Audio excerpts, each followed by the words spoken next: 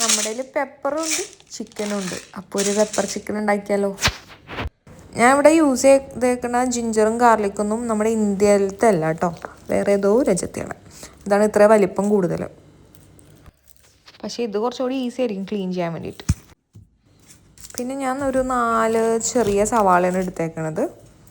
അത് നമ്മുടെ ഇന്ത്യയിലത്തെ തന്നെയാണ്, കണ്ടറിഞ്ഞൂടെ? ഇത് വെച്ചുണ്ടാക്കിയാലേ ടേസ്റ്റ് ഉണ്ടാവുള്ളൂ. ജീരകം 2 ടൈപ്പ് ഉണ്ട്. അതിൽ ചെറുതല്ല, വലിയ ജീരകം വേണം നമുക്ക് യൂസ് ചെയ്യാനായിട്ട്. പിന്നെ ആവശ്യത്തിന് ഉപ്പ്. ഇവിടെ ചിക്കനൊക്കെ ഇങ്ങനെ കിട്ടുമ്പോൾ മൊത്തം സ്കിന്നായിട്ടായിരിക്കും കിട്ടുക. അപ്പോൾ നമ്മൾ മൊത്തം സ്കിന്നൊക്കെ കളഞ്ഞിട്ട് കട്ട് ചെയ്ത് വാങ്ങണം. എനിക്ക് സമയമില്ലാത്തതുകൊണ്ട് കട്ട് ചെയ്തല്ല വാങ്ങിച്ചത്. കട്ട് ചെയ്യുമ്പോൾ അവർ തന്നെ സ്കിന്നൊക്കെ റിമൂവ് ചെയ്ത് തരും. ഇല്ലെങ്കിൽ നമ്മൾ വീട്ടിൽ കൊണ്ടുവന്ന് നമ്മൾ തന്നെ കട്ട് ചെയ്തിട്ട് സ്കിന്നൊക്കെ മാറ്റേണ്ടി വരും. ഇതിലുള്ള ഫുൾ ചിക്കൻ നമ്മളിപ്പോൾ കുക്ക് ചെയ്യാൻ വേണ്ടി എടുക്കില്ല. കുറച്ച് പോർഷൻ ഞാൻ എടുത്തിട്ട് ഫ്രൈ ചെയ്യാൻ വേണ്ടി മാറ്റും, മസാല ഒക്കെ തേച്ച് വെക്കാനായിട്ട്. ഒരു ചെറിയ തക്കാളിയും കൂടി വേണം, അത് ഞാൻ പറയാൻ മറന്നുപോയി. പിന്നെ ജീരകം ഇതുപോലെ പൊടിച്ചോ ഇല്ലെങ്കിൽ ചതച്ചോ എടുക്കുക. എന്തായാലും കുറച്ച് ഹെൽത്തി ആയിക്കോട്ടെ, നമുക്ക് ഒലിവ് ഓയിൽ കുക്ക് ചെയ്യാം.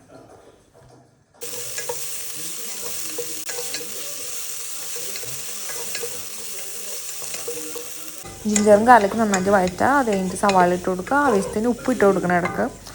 എന്നിട്ട് നന്നായിട്ട് നല്ല ബ്രൗൺ കളറാവണ വരെ നമുക്കൊന്ന് വഴറ്റിയെടുക്കാം.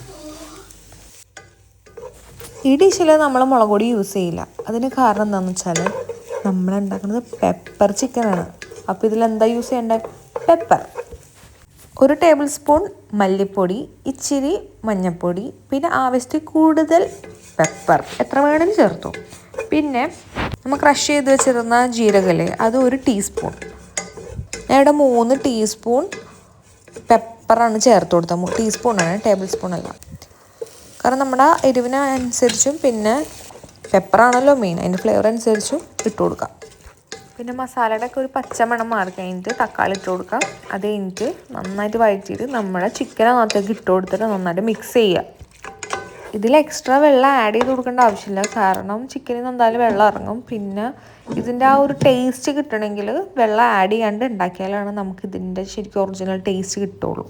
ബാക്കിയുള്ളതിൻ്റെ ചിക്കൻ ഞാനെടുത്ത് മസാലയൊക്കെ തേച്ച് വെച്ചിട്ടുണ്ട്. ഇടയ്ക്കിടയ്ക്ക് തുറന്ന് ഇളക്കി കൊടുക്കണം, ഇല്ലെങ്കിൽ അടിയിൽ പിടിക്കും. നമ്മുടെ എന്തായാലും പെപ്പർ ചിക്കൻ ഇവിടെ റെഡി ആയിട്ടുണ്ട്.